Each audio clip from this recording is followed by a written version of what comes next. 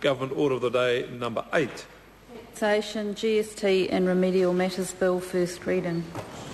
I call the Honourable Peter Dunn. Mr Speaker, I move that the Taxation, GST and Remedial Matters Bill be now read a first time, and at the appropriate time I intend to move that the bill be considered by the Finance and Expenditure Committee, that the committee report finally to the House on or before the 15th of November 2010, and that the committee have authority to meet at any time while the House is sitting except during oral questions and during any evening on a day in which there has been a sitting of the House, and on a Friday in a week in which there has been a sitting of the House, despite Standing Orders 187 and 191B and C. Mr Speaker, since its introduction in 1985, New Zealand's GST system has been internationally praised for its simplicity, its efficiency and its transparency. And overall, our system does operate very well. The overwhelming majority of taxpayers find the GST process is straightforward, and GST itself is an efficient means of raising revenue for the government's various economic and social programs. But over the passage of time, and with the growing complexity of our business environment in this country, some parts of the GST system have been identified as cause for concern for taxpayers and for the government alike.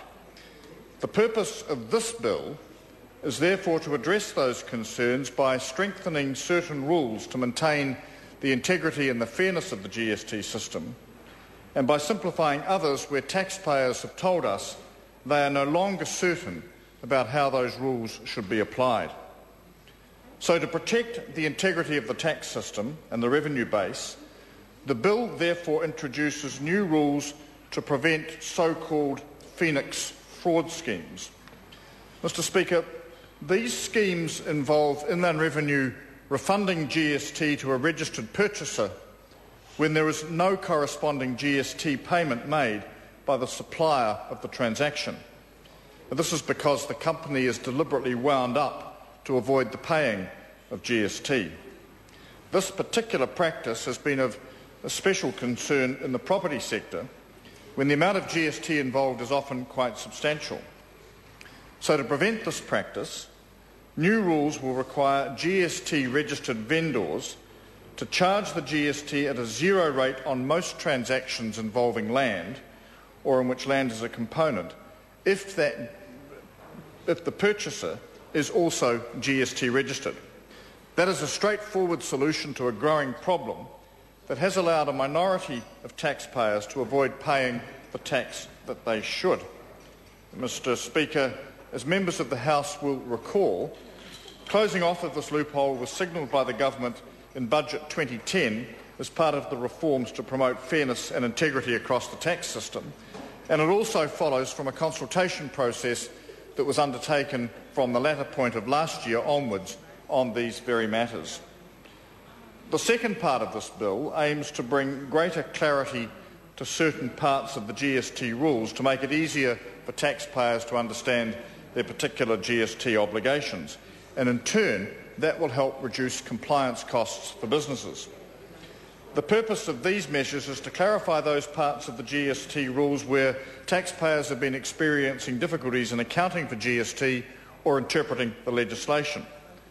For example, the current change in use rules that apply when assets are used for both taxable and non-taxable purposes, the case being something like for business and partly for private purposes, that mix, will be replaced with an approach that apportions the input tax deductions according to the actual use of those goods and services. The GST boundary between residential accommodation, which is GST exempt, and commercial accommodation, which is not, will also be clarified. Similarly, the GST rules around transactions involving nominees, where a purchaser has nominated another person to receive the goods and settle the transaction, are being clarified as well. Finally, sir, to complete the GST reform package, the bill deals with an unintended timing problem for non-profit bodies accounting for GST when they supply a large asset, such as a house, for a person in need.